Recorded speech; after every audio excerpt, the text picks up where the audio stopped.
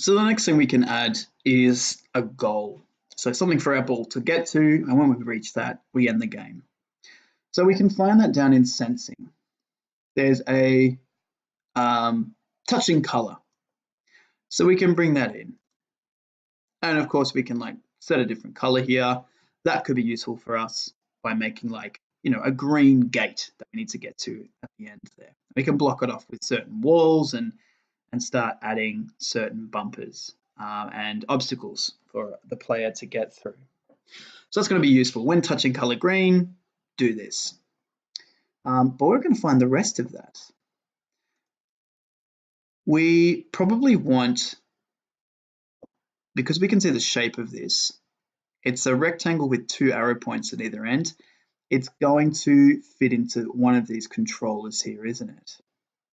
So we could say something like wait until touching color, and whatever code comes after this will wait until we're touching that green color.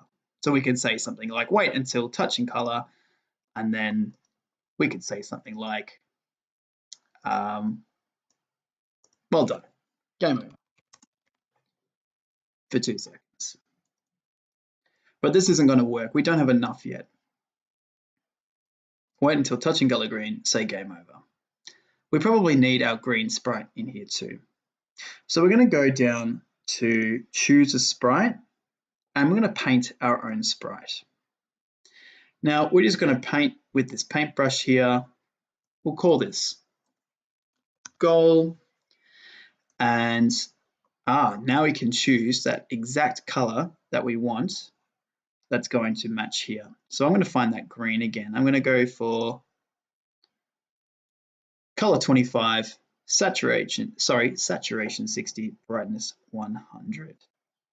So 25, 60, 100 sounds good. Let's just go. I mean, that's a boring way of coloring things in. Let's use the paint bucket. Oh, it's not working. Oh, here we go. Probably need to use this square. We'll make a big chunky. That's the first time me using this, so I'm just understanding how it works. But essentially, whatever we make in here replicates onto here. So that's pretty cool. So I might just use this block. I'll use the eraser tool over here to get rid of this. Make sure there's no little green bits and pieces around. Otherwise, the game will have a problem with that. It might hit it and then end the game by accident. And then we can just use this block here instead.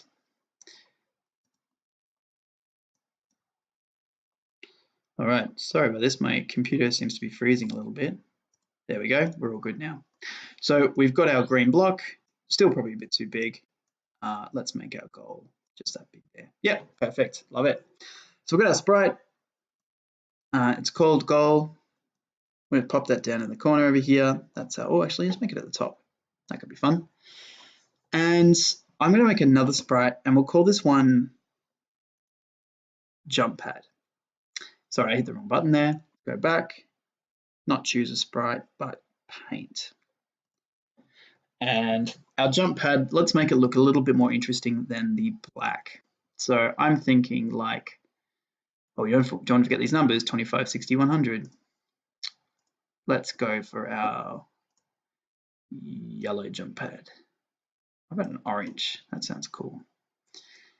There we go. Jump pad, maybe a bit big, maybe that big for the player. And jump pad. Ooh, great, jump pad. Okay. Now we've got sprite 1, sprite 2. Don't know why they didn't rename. We can just rename them here. No, we can't. Oh, up here. There we go. Go. And jump pad. Great. Okay. 25, 60, 100. So we want to make sure that we go back to our sprite. Let's get rid of this, shall we? Back to code up the top left here. So when touching 25, there we go, 60,